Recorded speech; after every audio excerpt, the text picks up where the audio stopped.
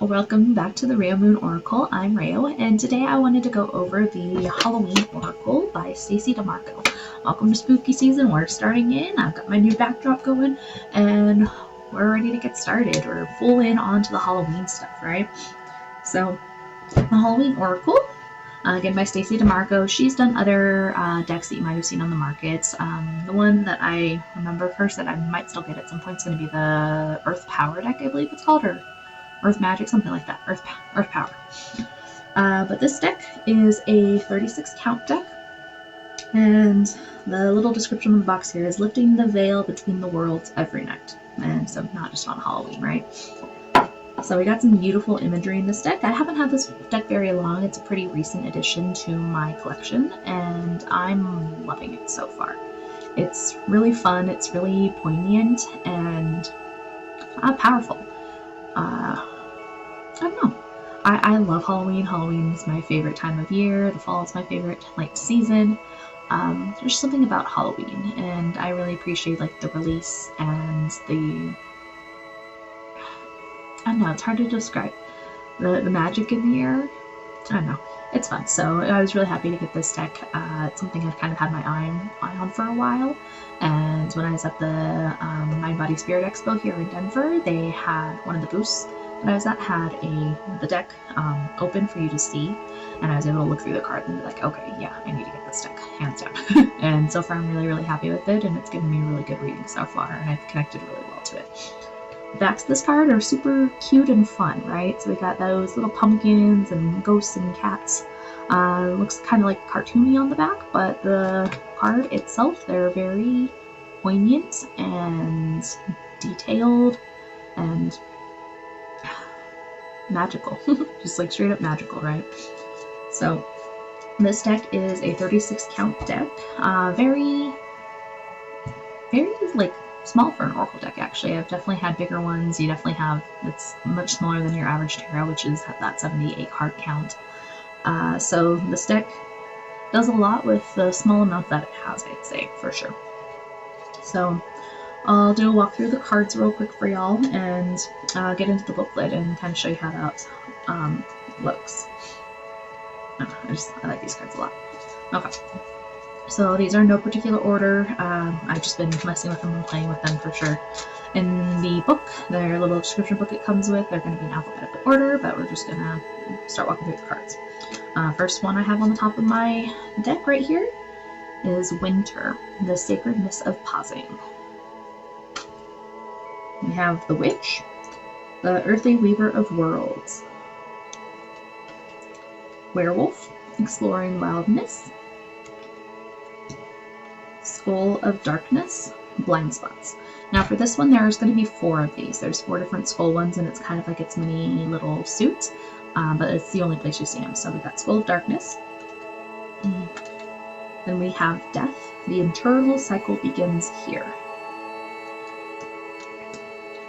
This one's kind of fun. Eternal Love. Love is love is love, and it transcends physical death. And we've got 2 skeletons there.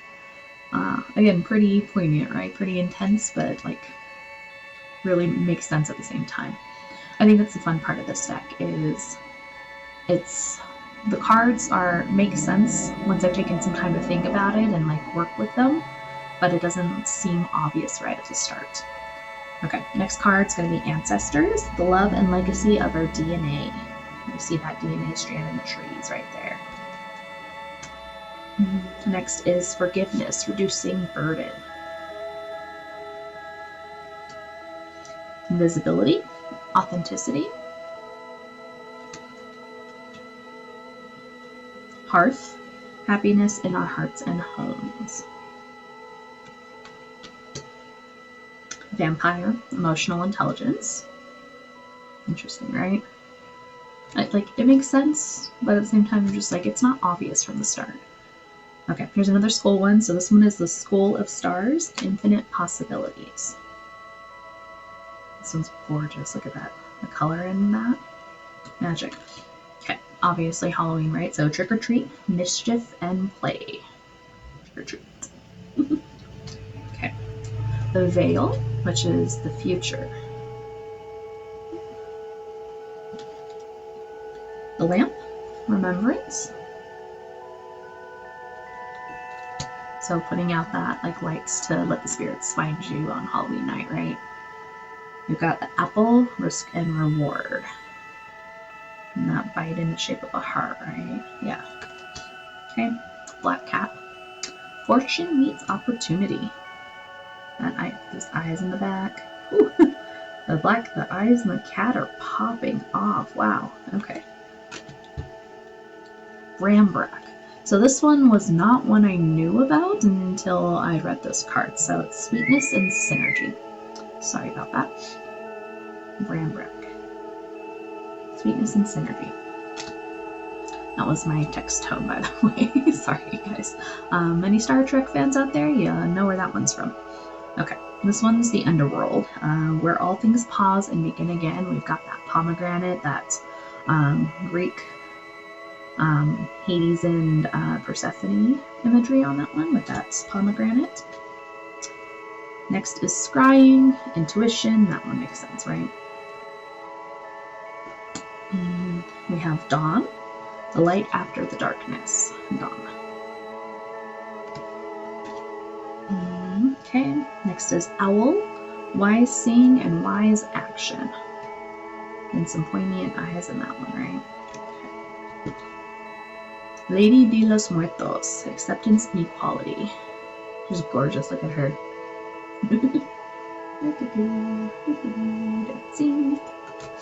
Okay, ghost, which is regret.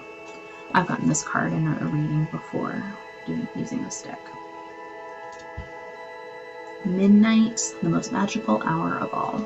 Yeah, for sure, right?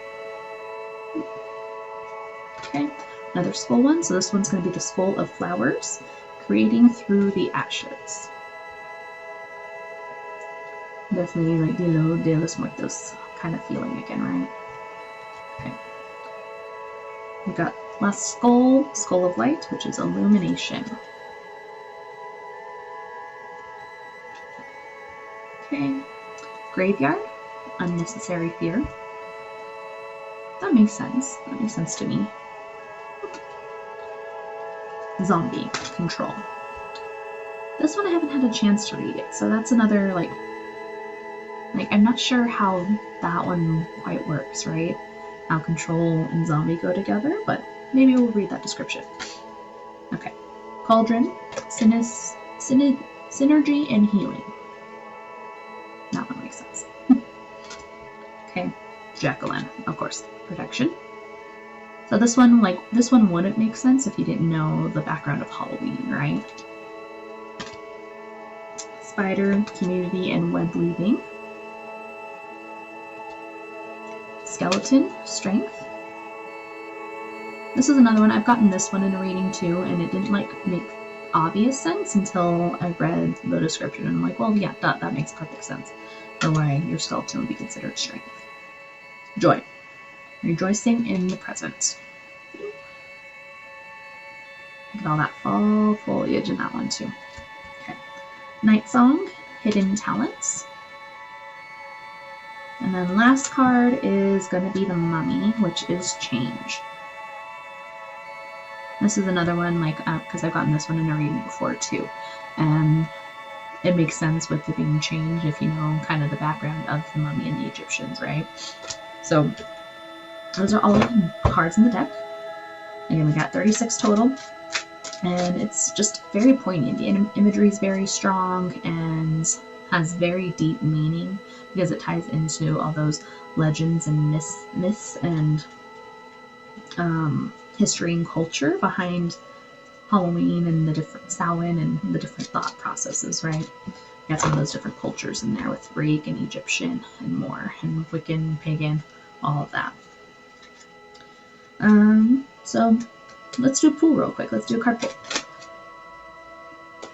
That was strength, but we'll come back to that. These cards are pretty big. One thing to kind of keep in mind, they're still manageable, but like my hand compared, right? They're decent size. Like still pretty easy to shuffle them, at least in this method. If you're doing like a general like card split and into each other, I don't do reversals on this deck, so make sure we turn it right. It's a little more difficult, but they're pretty flexible. So that helps. Okay. Okay, Halloween Oracle. So for all those watching for this video, what do we need to know?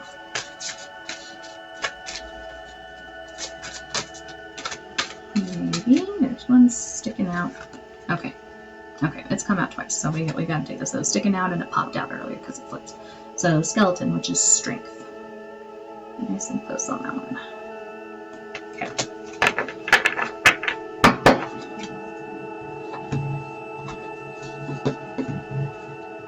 And I flipped right to the page. Okay. Okay. So skeleton is strength. We'll read from this little booklet here. So it's decently long descriptions. It gives you the background of maybe the specific imagery that ties into the holiday of Halloween and why it's important, depending on what card you get. It has a little poem right here, which is cute. And then you got your description. So the skeleton is strength, and here's a little poem that it has. On the outside is flesh, on the inside is bone. There is strength and vulnerability, and power we have grown. Short, cute little poems, but they really fit and make sense. So I'll read through. It says, Halloween is a scary festival. It is meant to frighten. We are meant to feel the release of being pleasantly scared.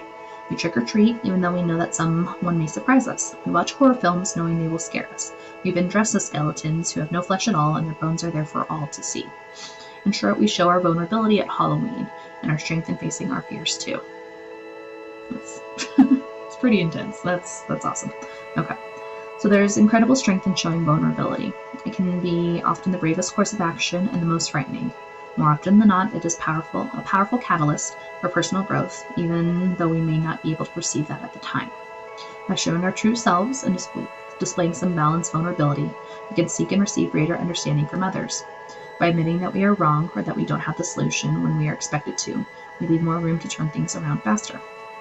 By asking for help and support rather than acting as martyrs, and feeling resentful shows strength and wisdom, not weakness. Should the skeleton card bring itself to your attention, dare to show strength and vulnerability, if that is what you really feel. Shame, pride, grudges, or embarrassment are hefty burdens that may not be carried through the darkest of nights. Okay, so again, skeleton, strength, right? So it makes sense for that imagery now, because again, you're showing off that skeleton, you're showing off your insides, that vulnerability that's there, and that takes a lot of strength. But also imagery, thought processes that I didn't quite touch on is like the skeleton offers the support to the whole body. It is the bones. It is like our structure, our frame that everything stays inside or is built on, right? So it holds all of our organs safe, and like our ribs right here, right? No, other side. Our ribs right here, that's where our heart and our lungs are, all those squishy bits are safe in our rib cage, and all of our muscles are built around that frame in order for us to be strong and stay upright, right? So that's also something I think about when I think of strength and the skeleton and what it means, right? It's like our brains are held in by that skeleton, that skull, and protected. So while we're showing vulnerability, we're also showing strength and power and being strong at the same time. There is a strength there, and I appreciate that. Okay, so little booklet here. We got our nice little ghosts and witches and broomsticks and everything, and that, like, you can see that reflection right there. The book's bigger for sure than the cards. So comes in our nice little box here, and then the cards sit, and they're bigger than here. They don't quite all fit together perfectly, which is interesting, not bad, but just something to kind of keep in mind. It's not going to fit perfectly, the booklet and the deck all together. Easy peasy. But it's a nice deck. I'm really, really happy with it, and for it being such a small deck, only at 36 cards, it's really poignant. I don't feel like I can take reversals in it. The imagery is poignant in and of itself and doesn't really have like an easy reverse option to it or something that's opposite, because there's so much encompassing in it, right? There's so much culture and thought and energy that's already in the symbols that I don't feel like you can reverse them. And I personally wouldn't do reverses in this deck. I can see maybe how you would, but that's not what I feel called to do for this deck. So yeah, 36 cards, good field, shuffles well. Stacey Demarco's done quite a few other decks, so she's in that field. And it's just fun. Perfect for spooky season, right? Perfect for Halloween, or in the season for it, or in the time, and it just fits, and that's kind of why I ended up getting it too. So that is all for this deck, for this walkthrough. Let me know if you all have any questions. Put them in the comments down below. I'll be happy to answer them if I get to them. And next we'll probably look at the Halloween Tarot. I have that one as well. I just got that one recently. So we'll maybe take a look at that one. That one's a fun one too. So I hope you all have a great rest of your day, and I will see everyone later. Have a good one. Bye.